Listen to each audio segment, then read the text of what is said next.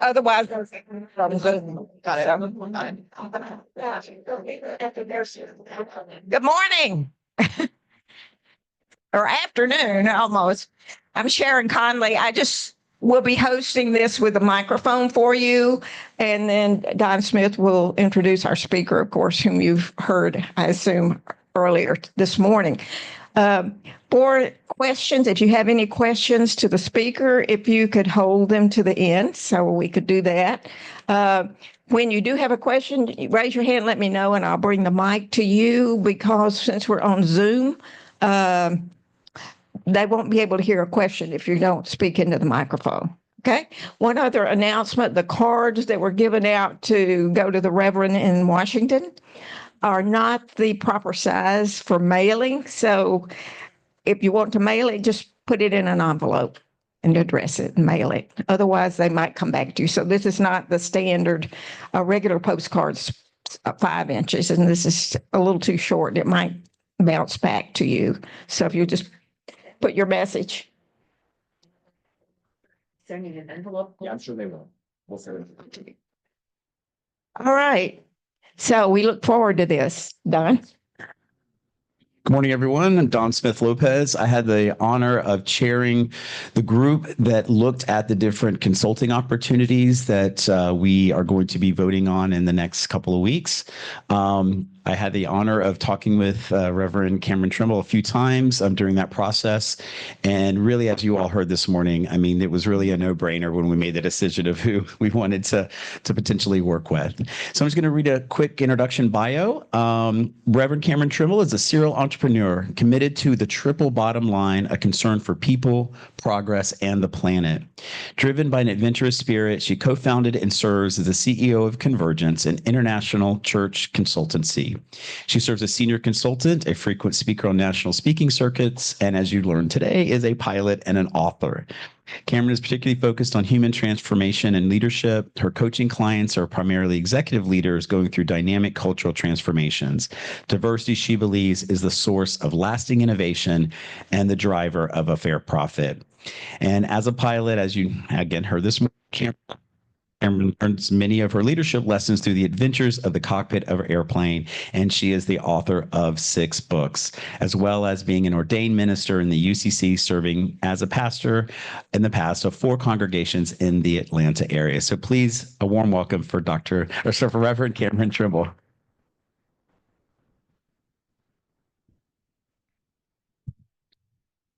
You guys have to be sick of me by now. You've had a lot. I've got is this annoying or it's okay? It's like having a little small rodent on your chest. It's very fuzzy. Man, what a joy it has been to be with you this weekend and to get to know you all and how much fun we had yesterday. And then today I'm like serious, it was Nan that was playing the, Nance? Nan, yeah. That was like, talk about levitating, as the kids said. I mean, that was just magic. So I think we should have her. Where is she? To teach us how to play that. That was just glorious. And which is all of our service this morning was such a gift to me. What I've been asked to do is actually not all that exciting, I don't think. What I really want to do is nerd out on, like, the future of religious movements and, where is democracy going and all these big conversations. But what I think I've been asked to do and what we need to do is I want to walk you through kind of the experience that we had yesterday at the Futures Lab and just review some of the kind of high level observations. It's a bit too soon for me to be able to say, and so here's what you should do. So don't expect that. If you're expecting that, that's I will disappoint you here. You all handed me probably over 100 little scraps of paper with your notes on it. And while I started in on it last night, maybe you had this motto too. When I was younger, I always lived by the motto, you can sleep when you die. But I've discovered that just means you die sooner. So I went to bed last night instead of staying up all night examining all this. So if you'll give me a couple of weeks, you'll get a very, in-depth report back on our experience together. But what I'd like to do is kind of walk you through what we experienced yesterday, and then to talk about where we might go from here. And then I'm just available for any questions that you've got around that process. And then with the promise that if we do continue to work together, that we'll geek out on the big questions and the, where is this whole world going at a later date. Does that sound okay? Okay, great. So I don't know. Oh, look at this. Hey, look at, he's so amazing. Like I said yesterday, could you just go home with me? Like he just does a wonderful thing. So for those of you who were here yesterday, you saw, right. Look at this, I just built you up. So you all saw this, but for those who missed it, I just want to get some theory in your mind. And maybe yesterday it might be good for a refresher, if you don't mind. But the challenge that's kind of the adaptive space that we're in right now is that the institutions that we're the inheritors of had enough stability up until this point to do things like strategic planning that would make sense. You could write a plan for an organization that you could imagine 5 years out, and it would have some relevance. You could actually design strategy that would lead to some impact in the world. But if you've probably noticed, we are now living at a pace of change in human history unprecedented to the human experience. The pace at which we're all moving and changing and our institutions are destabilizing and changing is so fast that it's actually quite brazen to even try to plan 2 years out. I mean, think about it. After just 1 week, I just want to sit down and have a glass of wine, frankly. But I mean, imagine 10 years into the future. Can we even possibly do it, right? So there's a different kind of skill that's needed at this point to understand how we lead in these moments. And that's what we were practicing yesterday. Now, in congregations, what we normally get in a typical planning process is a really predictable outcome. And so we walked through yesterday what that looks like. So most congregations, when they think about what do we want to do, who should we be, there are these kind of standard outcomes. We should hire or fire the pastor. You all took care of that. We should redo the bylaws. We're going to take care of that. We should update the database. We should get a new website. We should update our building. We need to get it spiffy because it's starting to show some wear and tear. And so we'll do that the first year or two. And then we remember, oh, wait, we're churches. So we should probably pray and we should have small groups because, small groups are good. And then we should do justice work. We should really ramp up our justice. And then we think, okay, well, if we think about 5 to 10 years out, we think, well, we're going to be in a financial crisis at that point. Most congregations in the US will be. And our denominations, I don't know what's going to happen there. We're all going to be really old, so we need to have good care systems. We're going to need a lot of people who can take care of us. And we should maybe read the Bible. We'll start that in about year 8. And then at that point, we're going to be, because we're in financial crisis and the building is the one thing we can monetize, we're going to be renting it out like crazy. So we're going to try to figure out a business model around leveraging our biggest asset there. Now, does this feel familiar? Yeah, right? Well, so the good news is if you all didn't want to work with me going forward, I can give you that plan. I can save you gobs of money.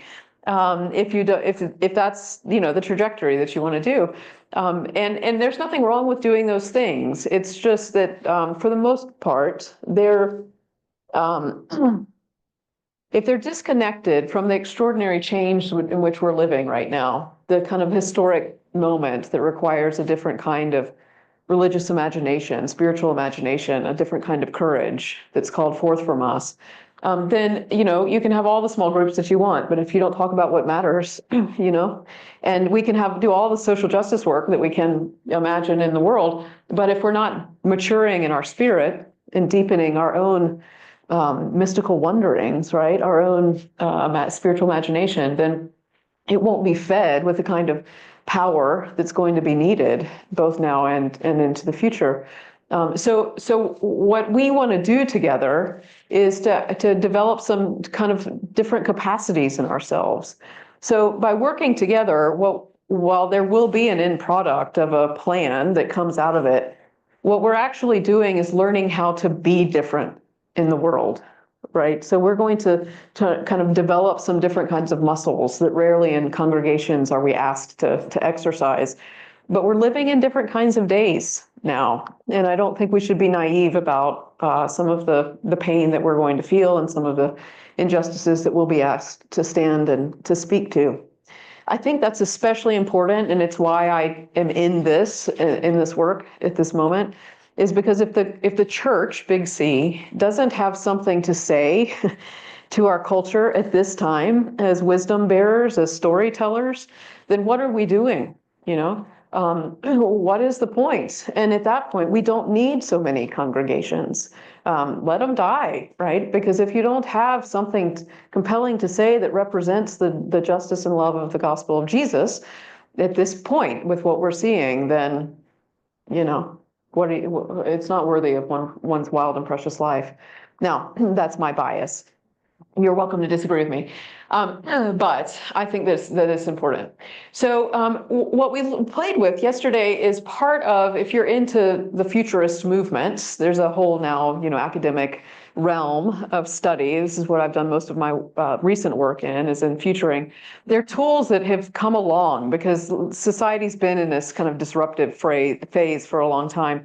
And so these are tools you will have encountered. You'll know foresight because you'll see all these reports. We just saw them in December. There's like this deluge of, you know, the top trends that are shaping the world for the next year. These are the things you can count on that will happen. Or, you know, these are tracking trend lines. So all of these different ones. And then we get down to futures literacy, which is thinking about how we think about the future. Right, so it's not thinking about the future per se. You all did that a little bit, but what we were really paying attention to underneath was thinking about how you're thinking about the future. Am I making sense? Yeah, and that's a leadership capacity that's rarely cultivated in any of us, but that we practiced yesterday. I had fun. I hope you did too. So what we did yesterday then was we stayed in this bottom level of this exploration, but as we move forward together, if we do so, then the rest of our work, not exclusively, I don't want to say we won't play in emergence anymore, but will be in the planning and preparation phase.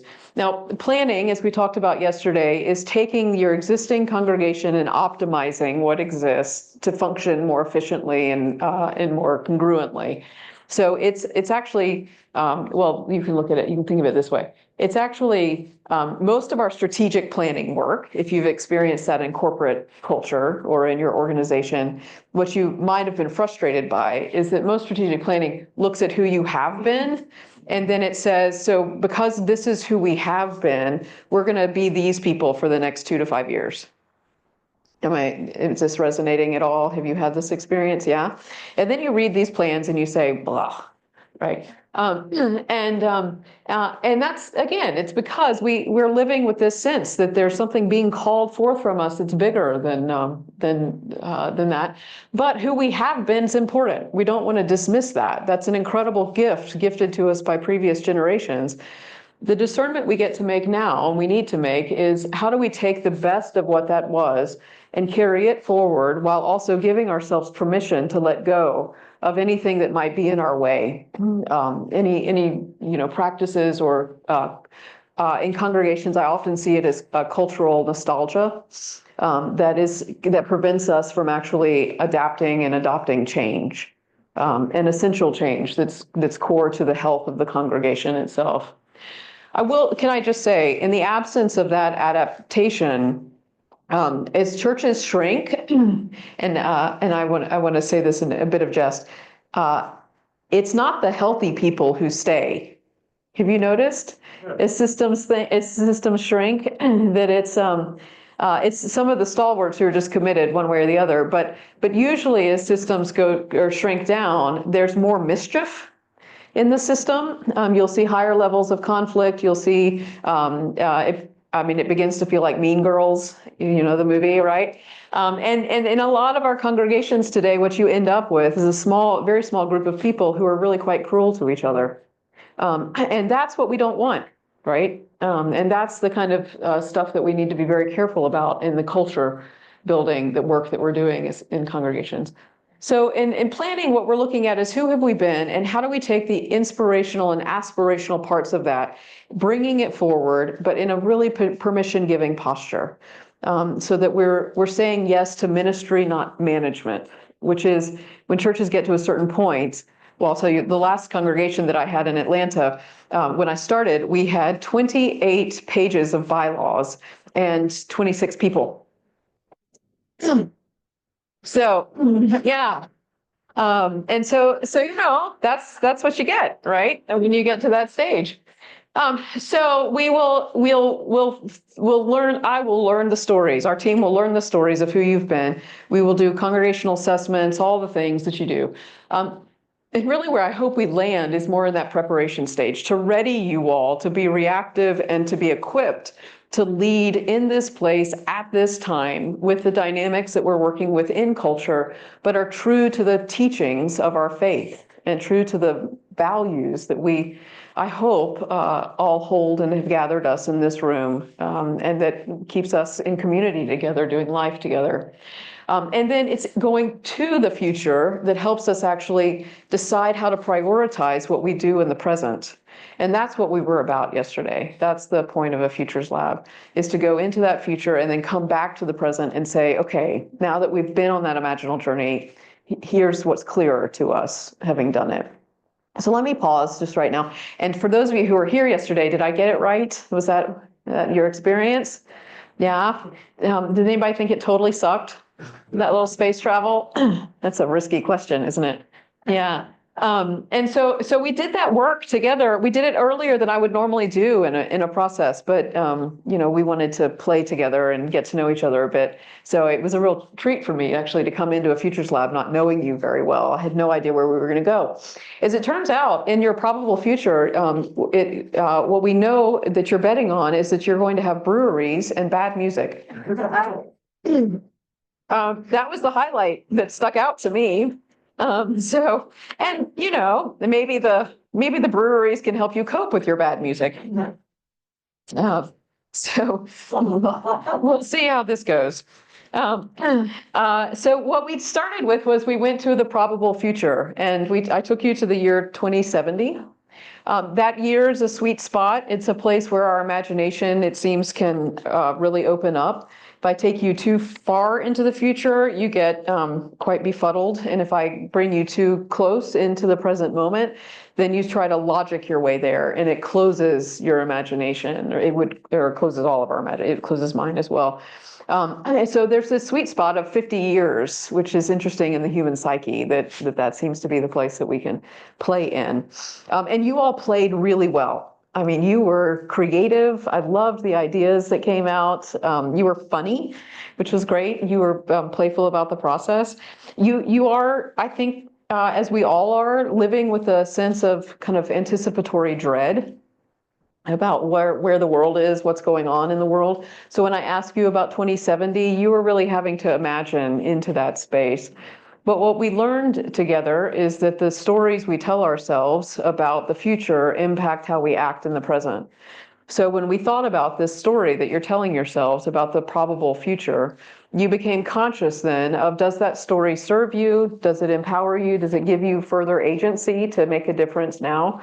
Or is it paralyzing you? Is it taking life from you? Is it a story that maybe we need to rescript so that we can stay in that kind of grounded place of wisdom?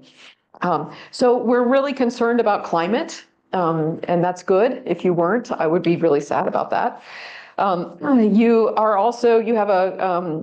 don't know how technology is going to work out, right? I mean, none of us do, but it's a real question for you. Is AI a good thing, bad thing? Like, how is this whole, how are the tech bros going to make this society better or worse? So it was a big open question for us. You have a sense that economic disparity is only going to continue to widen, and that's deeply concerning for you. Now, some of you thought actually we might get that solved, so good for you. We'll hold on to your optimism there. You're also really food obsessed. So there was a lot of conversation about how we'll be growing our food, and we're going to eat algae. But with beer, I feel like that could balance out. You know, the last group I worked with on this, they were convinced we would all eat bugs. And so I'll take algae. That seems better to me. And then it may just be the nature of you all are like an insanely smart congregation. You're highly educated. You had already figured out how we move, or you're at least trying to suss out how we move from fusion to, no, I have this wrong. Yes, thank you. Right. These words are hard for me apparently this weekend. So you're trying to solve, global power. I mean, I was waiting for the Tesseract to show up, but you all are really sorting that out, which is encouraging. You're also concerned about education, which you would be, given you're right in the thick of things and how this is going to pan out, at least in the near future, but in further into the future. I think you all have an instinct that we've got big questions in how we educate ourselves and our young people. And to that end, you've got a very practical intuition of we need to be teaching each other life skills, like very basic things. I mean, you didn't say this yesterday, but I had this image of like, we're all going to learn how to can things, like can our algae together.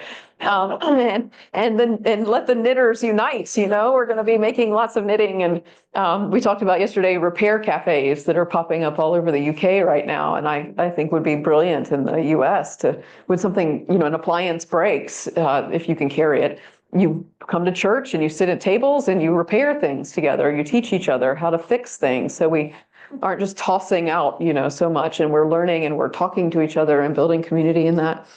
So you have a real sense that in the probable world, our institutions will be less dependable, but as long as we stick together and stay in community, then we've got a better shot, and that's really important.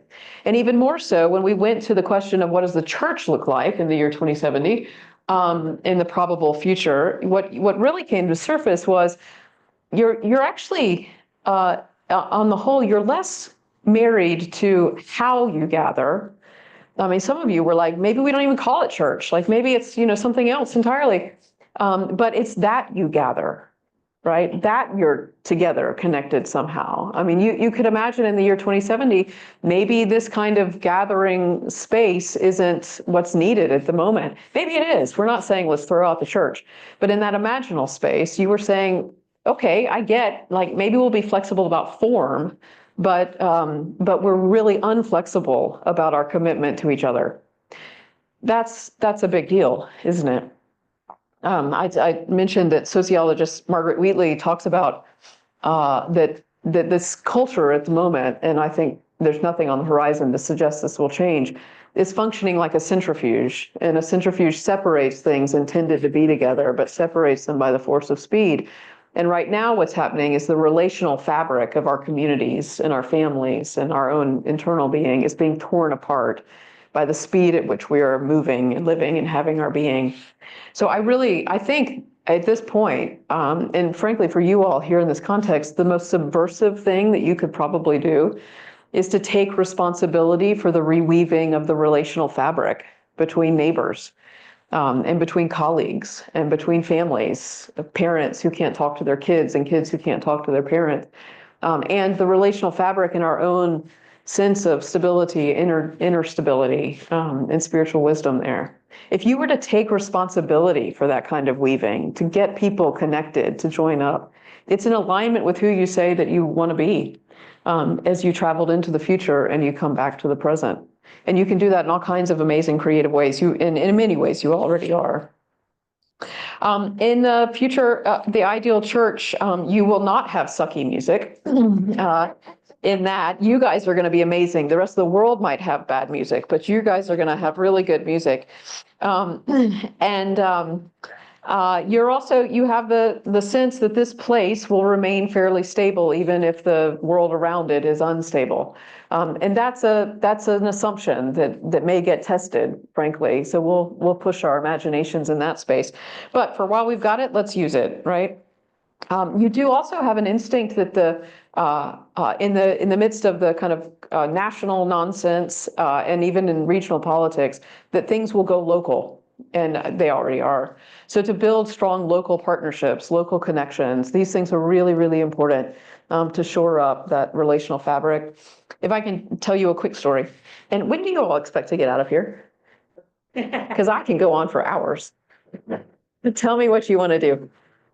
30 more minutes? 12:30. All right. All right, we got 30 minutes. I'll just speak faster. Okay, so there's a church called St. Andrew's in Martha's Vineyard. It's an Episcopal church, and for years and years, I worked with them for a while, and they built this relational network of social justice organizations and like immigration attorneys and anything that was holding back that community. They were trying to create connections between social services so that they could collaborate and work together, right? And then you might remember this church because it made national news when, oh, you do, right? Your blessed governor, bless his heart, flew a plane load of undocumented people, and they landed at this airport at a little after 5 p.m. when everything was closing, and dumped them on the tarmac. So they are literally standing out on the tarmac with whatever belongings they could carry with them. And it happened that there was a woman there who was actually a member of St. Andrew's who worked at the airport. She looks out her window and she sees this huge group of people that's standing on the tarmac. And so when she learns that they've just been dumped there, she calls the rector of the congregation and she says, "What are we going to do?" Well, because they had spent years working on these relationships, there was a web of trust that existed between all of the different social service entities in Martha's Vineyard. And so within 2 hours, they were activated. That whole system was activated. So within 2 hours, people had shown up at the airport, immigration attorneys to help file the paperwork that needed to be filed. People were organizing to see who could house whoever. There were blankets being dropped off, clothing, food, all the things that one needed. So within 2 hours, they were prepared to deal with that crisis in that moment. That would never have been possible if they had not spent years building trusted relationships with these organizations, right? So it's when I say we reweave the relational fabric, I don't mean let's just be friendly. I mean, let's build a firewall. Let's build a resilience in communities that can honor and live out the compassion that is called for from our faith, right? To build the infrastructure that may be called upon. We don't know if it will or not, but it may be called upon in the coming days and years to do it. So if you all took that on here and tried to build that or partner with whoever is doing that, it's a real additive to possibly literally saving people's lives. You all thought I was done preaching, didn't you? I just took off my robe and started again. You all are sweet to listen to me.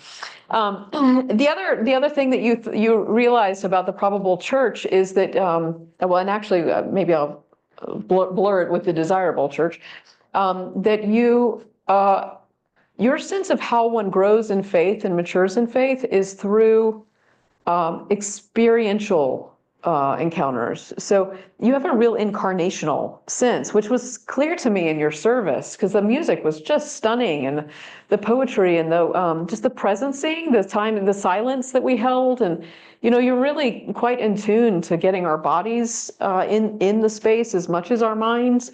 Bravo, because being a UCC church, that's usually we bring our heads in but forget everything else.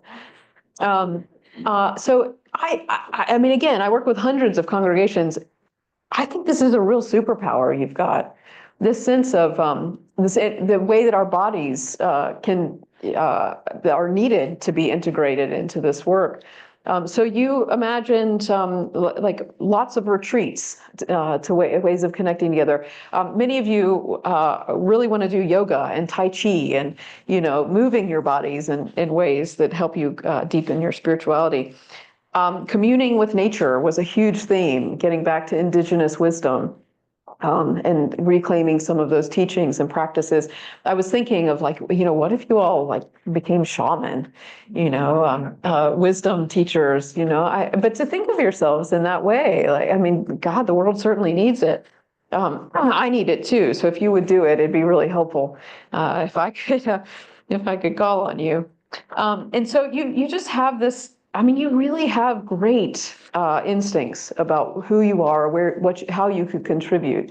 And it's, I think, for you, just a matter of getting those organized and kind of getting getting moving to meet the urgency of the moment in which you're in. So then, let me just look at my recommendations list. Oh, we did have a conversation about as we imagine now and into the future, we'll see an increase in disinformation, and that is actually a great barrier to our ability to be community together when we're working off of different fact sets. So to go ahead now and start investing in independent media, like let's figure out who are trusted news sources, how do we support them, how do we get connected into what they have to offer there, and then also trusted tech. How do we be smart about how we're using this technology so that we aren't the product, that the people can sell, or our data isn't at least.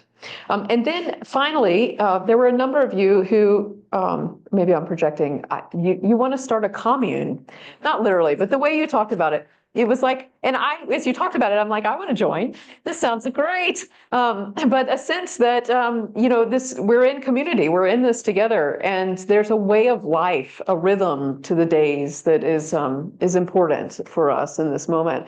So we're not just spun off into chaos and anxiety in crazy town.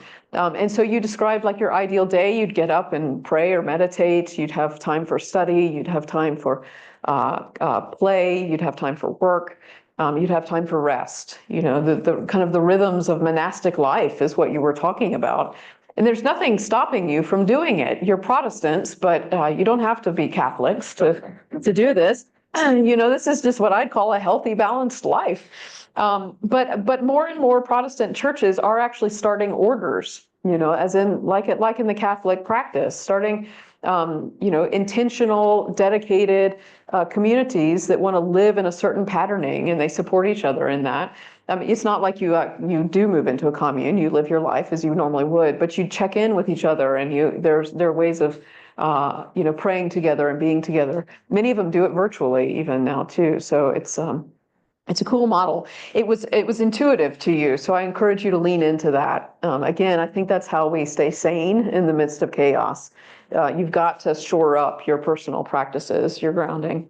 And then finally, you're really aware of grief, that we are in a period of deep grief over the climate, over what we're seeing in our culture. We're carrying that constantly. And as you project it into your probable future, you could imagine that might get worse before it gets better. Climate change now, where scientists are telling us they don't even understand how to, or they don't even have frameworks for the kind of data that's coming in now, that the changes are happening at paces that are not in any of their modeling, that we're seeing, mass extinctions and really terrible things. And so combined with that, and it might be because I think we have a lot of therapists in the group, you have a real sensitivity to mental health. And I mean, thank God for it, literally. But to see, where you could maybe provide some support to the rest of us who are trying to find our way in this time. So there are any number of ways that you can do that, and that's going to be what you'll need to discern going into the future. So that's kind of where we landed, in a sense. What I'll be able to do once I study everything that we talked about yesterday is give you some more concrete recommendations, but that's kind of the contours of the Futures Lab and the outcome yesterday. I made most of that up, so why don't we pause and let me just see if you have any questions, and then we'll talk about how we might work together going forward.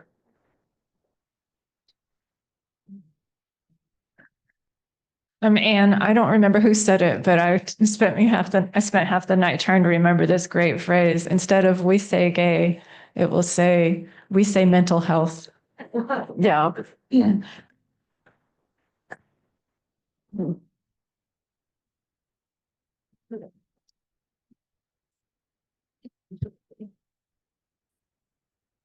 What I don't understand is what you'd be proposing to do with us Yeah. in the that's future.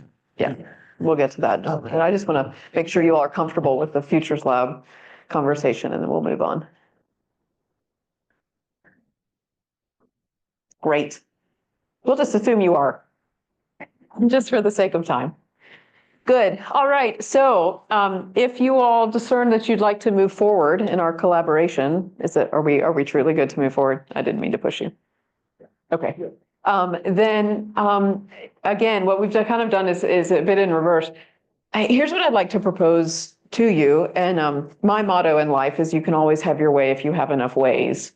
So, in a sense, I'd like to kind of co-create this with you. But what I'm aware of in your congregation, and this is not at all unusual right now, is that there are a vast number of you, the majority of you, I think, who would like to really delve into these big questions of who are we and who do we wish to be and how do we want to invest in the kind of congregation that could meet this moment. And I want to say you are already doing extraordinary things, right? So we just want to see what else is possible for you. So a lot of you are future focused, like you're ready to go, you're ready to think about that. And I think that's pretty exciting and compelling. There are a few of you who are what I might call the walking wounded.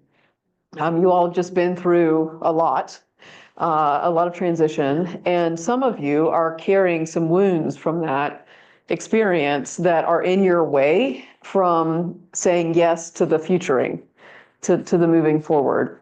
So what I'd like to do is offer those of you who feel like there's some hurt and pain that is in your way, I'd like to give you the chance to talk about that, to kind of exercise that in a sense, to say what needs to be said, and to let us hear what needs to be heard. And I'd like to do it in such a way that our promise to each other is that in the saying of it and the receiving of it, that the question we enter in with and hopefully leave with is, can I let that go now so that we can move forward together? And I would not want you to say yes to that if it wasn't genuine. But what we're trying to figure out is how do we heal some of you, again, I don't think this is the majority, but some of you sufficiently enough that you can stay in community.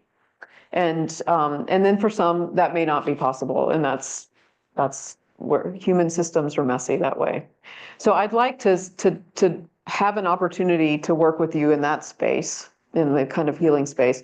But at the same time, in a parallel process, I'd like to get those of you who are ready to really dig in and start thinking about who you can become in the future, to go ahead and get started on that work.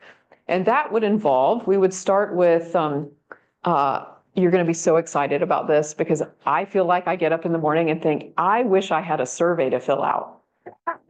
I mean, don't you, right?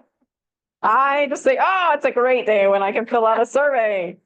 But we have a world-class researcher on our team, and she's developed a survey that's really good. I mean, I'm not going to ask you to waste your time on this, but it's a really good tool. But it helps us understand two things that are important.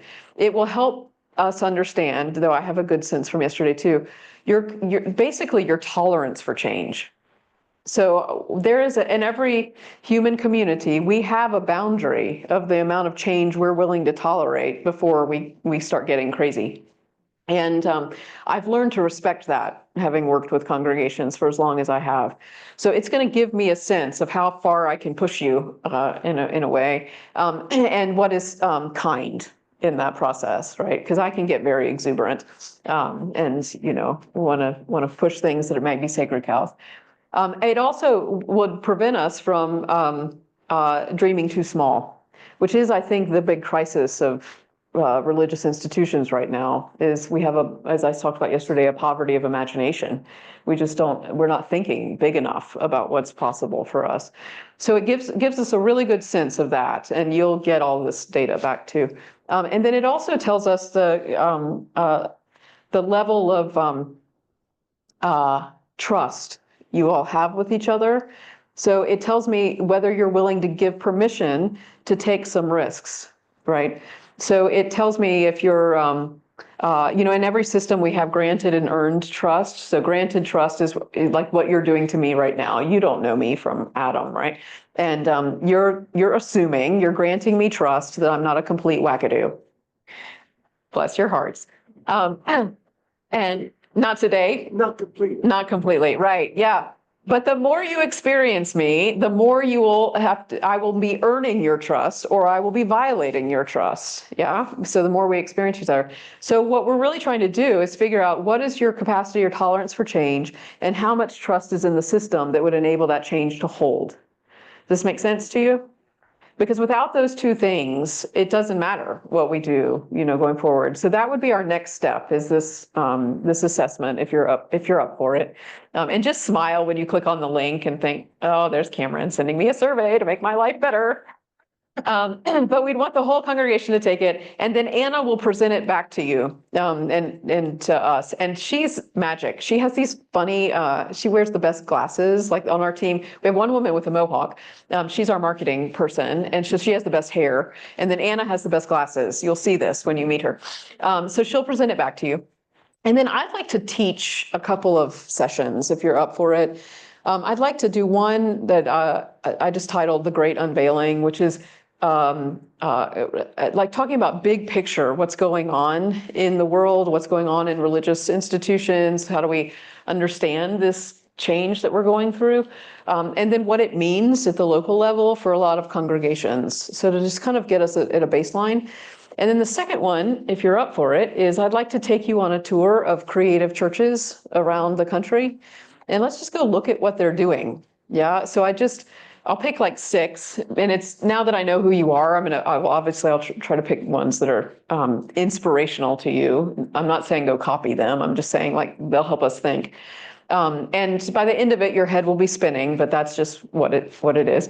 But it's fun to go see, what's going on in other places so that you can get some ideas and, be creative in what's happening here. So we would schedule those 2. Those will be webinars. We'll just nerd out together. And then if you want to, like talk about end of democracy, we can add a 3rd webinar in there. I'm quite obsessed about it at the moment.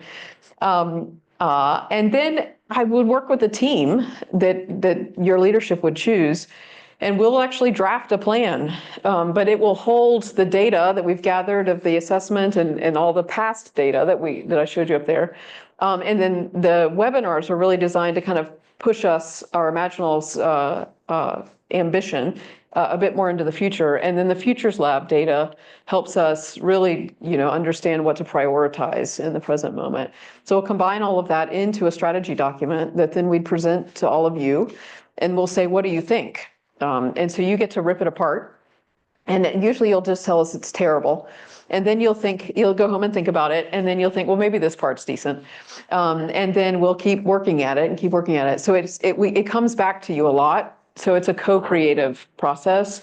And your feedback really matters. So you need to be willing to be really engaged, which is why I want to deal with some of the pain and the hurt, because we need everybody we can get in this process to really make it powerful for you. And then when it feels like you get what we're trying to propose, you're committed to what it could mean for you, then we'd present it to the council and then present it for congregational vote.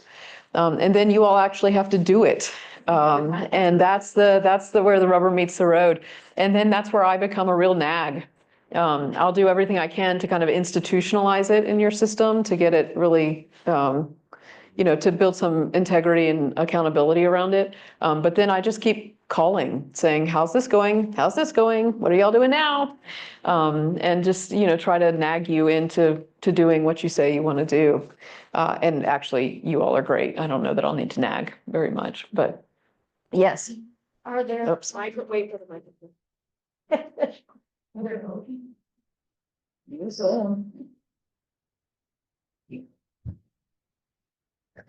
Do you have processes in place for creating change or facilitating change to get from point A to point whatever on the map?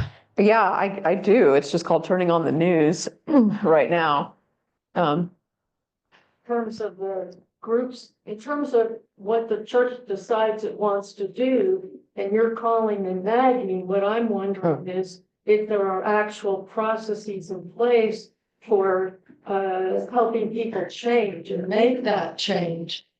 To get from where we are to where in writing, Yeah. at least, we say we want to go. Yeah. So normally by that point, I don't have to focus on change management so much because, so like in a corporate space, when you do planning work, as an employee, you're required to get on board. Nobody really cares what you think. You have to be compliant. But this is a volunteer organization. You can say yes or no just by your commitment to following the rules or the intentions or so in my experience, it's been incredibly important to get the majority of the congregation as deeply involved as possible from the very beginning, so that no one is surprised. The adage, surprised people behave badly, right? I don't want bad behavior, and I certainly don't want to be the creator of it. So I don't want anyone surprised. I want everyone brought along. They can contribute all along the way, so that by the time we get to implementation, usually it's already pretty normalized in the system. So there isn't a big, we were this way one day and we're going to be this way, a different way the next day. It's, again, my commitment is I'm trying to build different kinds of muscles in the way that you are together. I don't quite see sorry. I don't see how this gets us to getting another minister. I mean, we have a very wonderful but overworked minister. Yeah. And I don't see how all this stuff gets us to hiring somebody else. Well, that's a parallel process. And so you're already in that process. You've already submitted your paperwork and you're working closely with your conference, and you'll, I think that's happening already. So you'll get there. And when that happens, then we'll coordinate, all of our work will get joined up. So that'll be just fine. I have another question. Yes. I'm sorry. Who's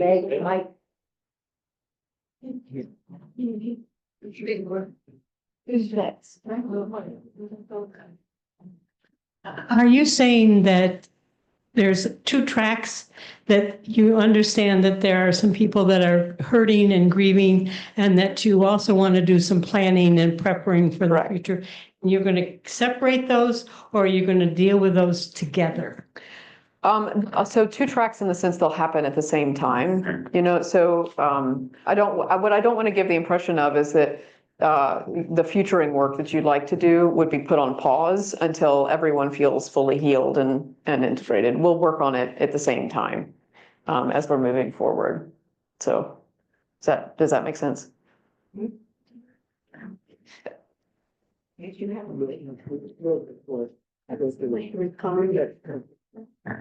My concern is that I think there's a great deal of hurt within the church. And if you don't deal with that on some very real level, Yeah. then it won't go away, no matter how well you plan. Yeah. I have dealt with these kinds of issues with other groups, and ignoring it or That's right. putting it aside, it won't change. That's right. And Yeah. we need that to change. That's right. My original proposal to you didn't do any of the healing kind of work, none of the mediation stuff or any of that. But after yesterday, it became obvious that we need to step back and give some space to that. What I don't want to do is to create space that can cause re-injury, right? So we need to create a space that has integrity, and I do mediation work with the UN, and usually I'm working with Ghanaian warlords, so you guys may give me a run for my money, but I've seen worse, so bring your best to me. But the healing, the lack of healing, the carrying of the wound forward, as you say, it will stop you from being able to really become who you say you want to be. So that's why we've got to take it seriously. Yeah. I would just like to add that we are in process of looking for an interim minister who would serve us for a year to a year and a half before getting a settled minister. And so this process will go on for a bit. Yeah. Just a quick question about the timeline. What is the timeline? Yeah, it'll probably be a year, maybe a year and a half, if I'm honest, because it's, again, the healing work it takes some time. And then we've got these pesky things like Easter and Christmas, and summer and, all of those things. So there will be times when it's super busy and then times where we'll have gaps because we need to honor those rhythms. And the gift I've learned to see in that time frame is that it gives us a chance to be reflective. So, if you say yes to helping with this process, just make sure you've got the energy to carry it all the way through. But we're going to be best friends at the end of this. Yeah. Yes, ma'am. Do you have a set of metrics that you like to use to show whether we're adhering to our plan and how much progress we've made over time? Yeah, you'll develop that with your council. And the plan itself will have action steps that will have been committed to by your committee structure, whoever those, or however you talk about that here. So you'll make your own, you'll decide what steps you want to take, and then you'll make commitments to your own timeline for taking those. My job is to ensure that you actually put that in writing and make those commitments. And your metrics, again, are your choice. I'll provide some expertise in that, but ultimately you all choose what you want to be measured to. Hi, John Wolf, WGOT community radio station in Gainesville. I wanted to see, number one, if I can interview you after this. So I also discovered Daniel Hunter, who is the founder of Choose Democracy. He trains anti-dictator coalitions worldwide. And he's got some really interesting work. There's a lot of work out there that's pretty hopeful. And I brought a few sheets to share with you and anybody who's interested to give us hope in these changing times. Great. Thank you. Yeah.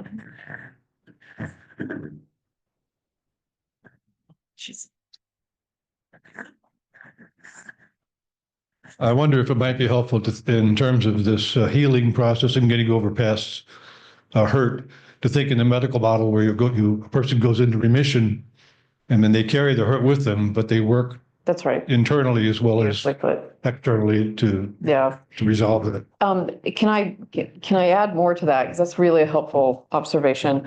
That in the kind of pain that some of you have experienced, not all, but some of you are experiencing, the point is it's not a problem to be fixed, right? It's not like you're broken and we need to fix this thing, or that you're expecting the church to fix this thing if you're carrying that pain.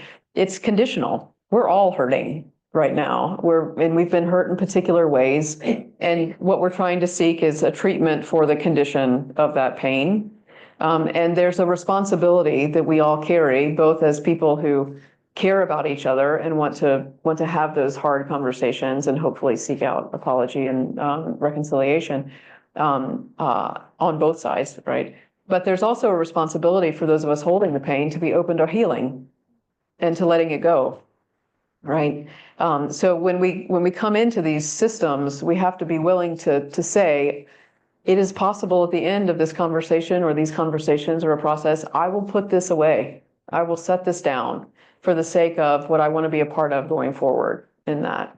And that's what I'm looking for in the work, is that not that the pain has to be solved completely. It's not a problem to be solved, but that we've been treated enough in it that we can hold it going forward, and hold it in a way that's life-giving, not life-taking. First of all, thank you very much. And this is great. I love the ideas. And in terms of implementation, am I right to assume that it will be done in small groups? Well, normally your council adopts the plan and is then responsible for overseeing it. And then it's the committee structures or however you all organize yourselves to actually carry it out. Because one of the things I wonder is, will there be, and maybe you have a template for a communications plan so that people who aren't involved in the developing the day-to-day stuff at least are aware, and everybody has the same information and ideas about what's going on. Well, again, it's why we try to get as many people involved. But let me also say about this, again, thank you for the prompt. I'm not working with a single congregation right now that says my church communicates really well. And I don't think that's the church's fault, because I hear it too broadly. I mean, I think again, a conditional reality that we're living in is that we're inundated with so much information and actually, in truth, our systems are over communicating. They're bombarding us with stuff. It's what gets our attention that then, registers in consciousness. But what I worry about in a lot of our congregations is that even in the sense that if they're over communicating or doing basic communication, because remember, these systems are understaffed. They're under a lot of stress. You all are certainly in that space as well. That you actually decide that it's not just that I've missed something or that our system is, communicating at a minimal level, but that actually information is being held from me, that there are secrets that are happening, that there are some people who know some things and I don't know those things and therefore I'm excluded. That's a weaponized narrative that's incredibly destructive to your community and your context. And I can guarantee probably 99% of the time it's not true. It might feel true, but when you actually dig into it, there's not some malicious agenda that's out to get you. But the exclusion, that feeling of I don't know what's going on, is a legit experience. So we're going to need to find collectively ways to find antidotes to that. But again, responsibilities on both sides, right? We need to check our email. We need to show up. We need to be engaged and pay attention. And our systems need to communicate as best they can in all the ways that they can. Hi, my name is Dar, and I was really glad that you brought up as being a pilot, that there's a system of checklists, and then after you landed safely, that you didn't have any paperwork to do. So I did, but not as much. Yeah. So I am becoming a professional ad minister. And so I'm just curious how you feel about the administrative details. Like before we go wheels up, there are many, many things that we have 800 people on our email list. We have 600 members. We have 300 pledging units. We have 200 on boards and committees who are unpaid. And we have a handful of paid staff that all those details fall down to. Yes. And I've just joined on as interim support staff again for the third time in the last few years. And I really care about the church, and I really want the communication, the feedback loops, that kind of thing, and the day-to-day, like who's the cleaning schedule, who's going to pay the cleaners, who's writing the events, who are we sending it to, who needs to know what. So that's kind of, I'm hearing Mayday, Mayday, Mayday. exactly. Yeah. Yeah, you're wise to name it because you're living it, right? So the folks who commit to being a part of this work and who join the team will need to assign those kinds of roles so they don't fall to you. I mean, you'll need to help. Like you probably have the access to the mailing list, and we're going to need that and that kind of stuff. But again, I've done this a lot of times, and it's all mapped out. So I've got, now we need to think about this, and this is the kind of infrastructure we need, and this is kind of support. And then on the team, you'll have at least one, if not two, people responsible for communicating to the congregation. And that may be their sole job. So, it could very well be every Sunday in the bulletin or in announcements or however you all decide to do it. But we'll make sure communication is going out. But I hear your Mayday. Yeah. I'll do my best. One more.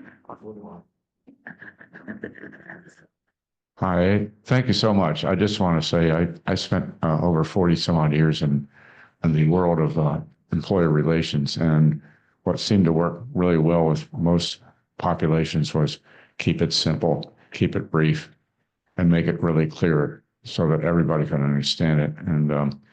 And lots of words and things like that don't mean anything unless it's really succinct, like a checklist. Yeah, that's right. Thank you so much. Yeah, and I think that's a sign of leadership, right? Our leader's job is to be clear. And so that's what we want to do, is to be clear about, what you all want to be, who you say you are. The bottom line is you have a framework already. I am so many frameworks. Oh, if I am your framework kind of girl, like I got a framework for the end times here as we're trying to live through them. Yeah, no, there's a very structured system. And what I try to do is keep a balance of like, we want to be creative. I want to be responsive to your context, but there are steps and worksheets and all the things that you would expect. When you mentioned, you said the amount of information that's coming to us, there's a lot of data that comes to us and some that doesn't. I would hope that by somewhere in this process,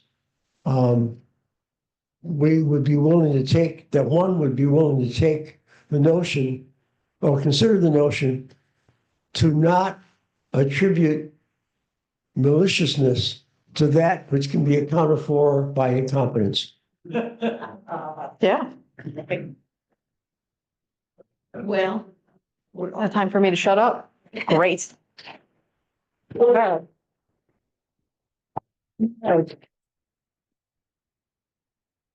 Well, blessings upon you. I hope we meet again, and if not, create mischief in the world. We need it. Thank you.